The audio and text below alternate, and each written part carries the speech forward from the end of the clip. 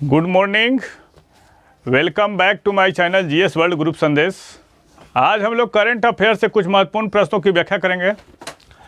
America और दक्षिण Korea के बीच कौन सा सैन्य अभ्यास शुरू किया गया है? तो उल्ची फ्रीडम शील्ड।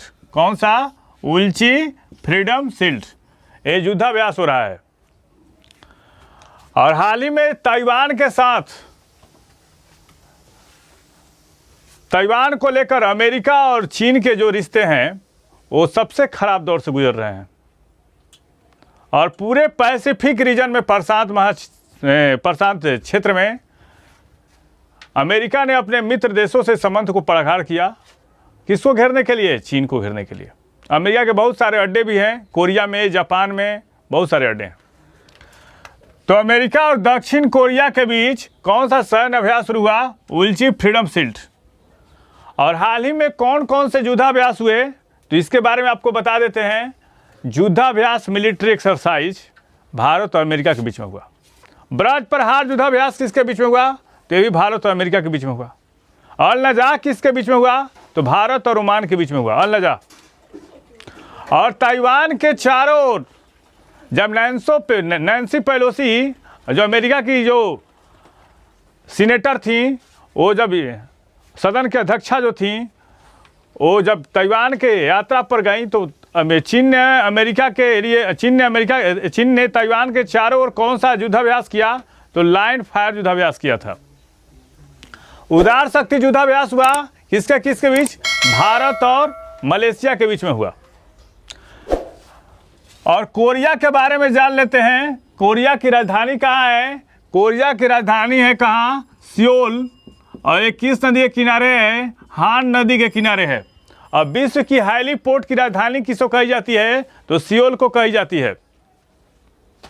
और प्रातःकालीन शांति की भूमि किसको कहा जाता है? तो ये कोरियाई प्रायद्वीप को कहा जाता है। इतना सारा कंटेंट आप याद रखेंगे। और पूछता है एक उत्तर कोरिया और दक्षिण कोरिया। उत्तर कोरिया और दक्षिण कोरिया के बीच कौन सी पैरेलल लाइन है? तो 38 डिग्री पैरेलल लाइन उत्तर कोरिया और दक्षिण कोरिया के बीच में है। किस देश ने धारा 377A को समाप्त करने की घोषणा की है? तो यह सिंगापुर। और सिंगापुर के राष्ट्रपति कौन है? ली सून सुंग। कौन है? ली सून सुंग है। और पर्ल ऑफ द ओरिएंट किसको कहा जाता है? तो pearl of the Orient Singapore को कहा जाता है। किसको? सिंगापुर को। और पूछता है क्वेश्चन, सेमोटा द्वीप किस देश के अंतर्गत आता है? तो ये सिंगापुर के अंतर्गत आता है। कौन? सिंगापुर। और 377A का संबंध क्या है? पुरुषों के बीच यौन संबंध से है, जो औपनिवेशिक काल से चला रहा था। इसको अपराध की श्रेणी से बाहर कर दिया गया है। चंडीगढ़ हवाई अड्डे का नाम क्या होगा? तो शहीद भगत सिंह एयरपोर्ट। हाल ही में पंजाब और हरियाणा की राज्य सरकारों ने फैसला किया कि चंडीगढ़ एयरपोर्ट का नाम तब्दील करके रखेंगे शहीद भगत सिंह एयरपोर्ट। और अमृतसर का हवाई अड्डा है, उसका नाम क्या है? गुरु रामदास हवाई अड्डा। और कौन कौन से नाम चेंज हुए इसके बारे में देख लेते हैं हम लोग। हाल ही में एक क्वेश्चन आया था कि काकोरी जो कांड हुआ था, काकोरी कांड, उसका नाम क्या रखा गया? तो काकोरी ट्रेन एक्शन रखा गया। और उसके बाद मध्य प्रदेश का होशंगाबाद डिस्ट्रिक्ट था, उसका नाम क्या रखा गया? नर्मदापुरम। और पाताल पानी स्टेशन का नाम क्या रखा गया? टटिया भील स्टेशन रखा गया। केवड़िया स्टेशन का नाम क्या रखा गया? Ekta Nagar railway station. और मध्य प्रदेश के मराठावाड़ा क्षेत्र के कुछ इलाकों को नाम बदला गया है, जैसे धाराशिव बदला गया है उस्मानाबाद का, महाराष्ट्र में मराठावाड़ा क्षेत्र का। और पूछता है क्वेश्चन, पीएम जो मिड डे मील था उसको क्या नाम बदल कर रखा गया? तो पीएम पोषण योजना किया गया। मिड डे मील जो चलता था उसका नाम बदल कर रखा गया पीएम पोषण योजना। तो नाम जो परिवर्तित होते हैं वो काफी पूछता है। बुल्गारिया में अंडर-20 विश्व कुश्ती चैंपियनशिप में स्वर्ण पदक जीतने वाली भारतीय पहलवान कौन बनी है? अमित पंघाल। अब तक अंडर-20 विश्व कुश्ती चैंपियनशिप में अब तक कोई भी भारतीय खिलाड़ी स्वर्ण पदक नहीं जीता था। ये पहली बार है, फर्स्ट टाइम है। और ये कहाँ की हैं? हरियाणा की रहने वाली हैं। कहाँ की? हरियाणा की। पहली बार कोई भारतीय खिलाड़ी ने स्वर्ण पदक जीता है, इसलिए काफ़ी चर्चा में है। और 53 केजी वर्ग भार में कजाकिस्तान की एटलिन शागाएवा को हराया है। कौन, किसने हराया है? अमित पंघल। और इस प्रतियोगिता में सोनम मलिक और प्रियंका ने 62 केजी और 65 केजी में रजत पदक जीता है, इसलिए काफ़ी चर्चा में करंट के व्यू से। हाल ही में किस देश ने 1 लाख से अधिक, कितना, 1 लाख से अधिक ODF मतलब खुले में शौच से मुक्त प्लस गांव की उपलब्धि हासिल की है? ये अपने देश भारत ने। और इसमें श्रेष्ठ प्रदर्शन किन किन राज्यों ने किया उसको देख लेते हैं। इसमें शीर्ष प्रदर्शन करने वाले राज्य हैं, पहला तेलंगाना, दूसरा तमिलनाडु, तीसरा उड़ीसा, यूपी और हिमाचल प्रदेश। और 2014 में PM मोदी ने खुले में शौच मुक्त बनाने की स्वच्छ भारत मिशन की शुरुआत की थी। 2014 में PM मोदी ने खुले में शौच मुक्त बनाने की स्वच्छ भारत मिशन की शुरुआत की थी, तो इस कंटेंट को भी ध्यान में रखेंगे। भारत ने अपना पहला स्वदेशी मंकी पॉक्स परीक्षण किट कहाँ लॉन्च किया है? यह एक जगह है मेडटेक जोन, आंध्र प्रदेश। आप याद रखेंगे, आंध्र प्रदेश तो भी चलेगा, मेडटेक जोन। और क्या होता है मंकी पॉक्स, पहले इसके देख लेते हैं। मंकी पॉक्स एक वायरल जूनोटिक बीमारी है। जो बीमारी पशुओं से संचरण होकर आदमी तक पहुंचता है, ह्यूमन बॉडी तक पहुंचता है, उसको जूनोटिक बीमारी कहा जाता है। जिसमें लक्षण किसके समान होते हैं? चेचक के समान होते हैं। मंकी पॉक्स जो बीमारी होती है उसमें इनिशियल स्टेज में लक्षण कैसा होगा? चेचक के समान होगा। और 1958 में बंदरों की कॉलोनी में पाया गया था, जहां पे बंदर निवास करते थे वहां पे पाया गया था। और बाद में 1970 में मनुष्यों में पाया गया। तो जो बीमारी पशुओं से संचरित होकर मानव तक पहुंचती है उसको जूनोटिक कहा जाता है। सैयद सिफ्ते रजी का निधन हो गया। वे कौन थे? झारखंड के पूर्व राज्यपाल, 2009 में झारखंड के राज्यपाल रह चुके हैं। हाल ही में कौन सा देश यूरोपीय संघ, कौन? यूरोपीय संघ, यूरोपीय यूनियन, यूरोपीय संघ के उन्नत ढांचे से निकलने की घोषणा की है? ये कौन है? ग्रीस। और ग्रीस कौन है? दक्षिण पूर्व यूरोप का एक देश है। पूछेगा यूरोप के किस हिस्से में ग्रीस पड़ता है, तो दक्षिण पूर्व इलाके में पड़ता है।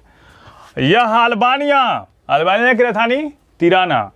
उत्तरी मेसेडोनिया, मेसेडोनिया की राजधानी स्कोप्जे। बुल्गारिया, बुल्गारिया की राजधानी सोफिया। और तुर्की की राजधानी अंकारा। और तुर्की के साथ भूमि सीमा साझा करता है। इसके चौहद्दी में इसके चारों अगल बगल जो पड़ोसी हैं यही हैं। और क्यारिकोस मित्सोताकिसो यहाँ के PM हैं। कौन है? क्यारिकोस मित्सोताकिसो यहाँ के कौन है? Prime minister. कहाँ के? ग्रीस के। और एथेंस जो है ग्रीस की राजधानी है। कहाँ है? एथेंस। और मुद्रा क्या है? यूरो है। अक्षय ऊर्जा दिवस कब मनाया जाता है? तो 20 अगस्त को मनाया गया। और कौन कौन से डे मनाए गए थोड़ा इसके बारे में देख लेते हैं।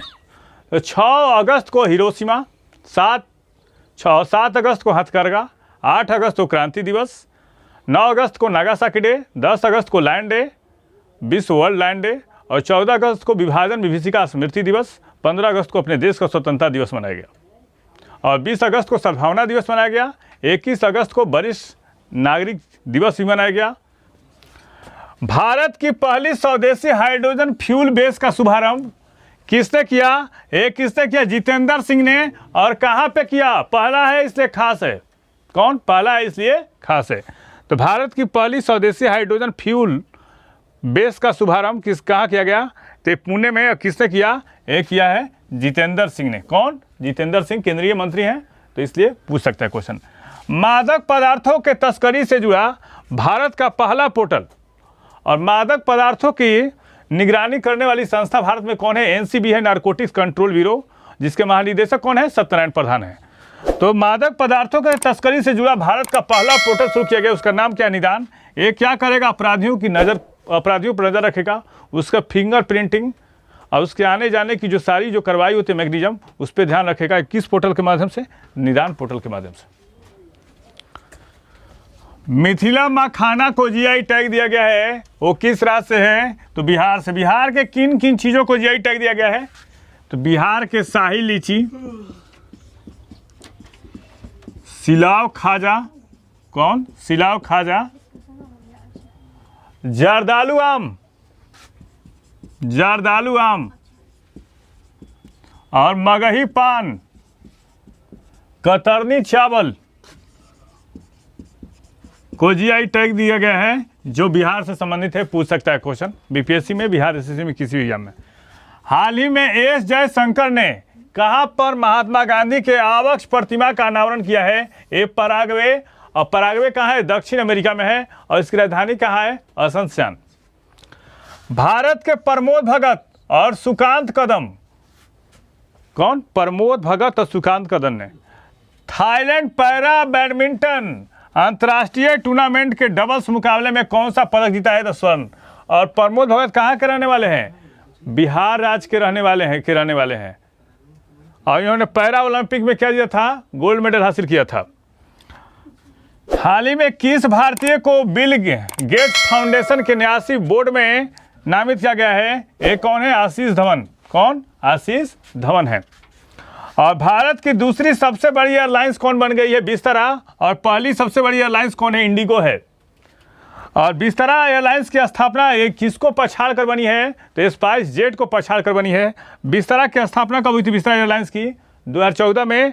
हेडक्वार्टर कहाँ है? नई दिल्ली। और इसको सीईओ कौन है? विनोद कुनानन है। कौन? विनोद कुनानन। इस चैनल के माध्यम से सही विषयों का तथ्यपरक विश्लेषण किया जा रहा है। आप इस चैनल से जुड़िए, लाइक कीजिए, सब्सक्राइब कीजिए। Thank you.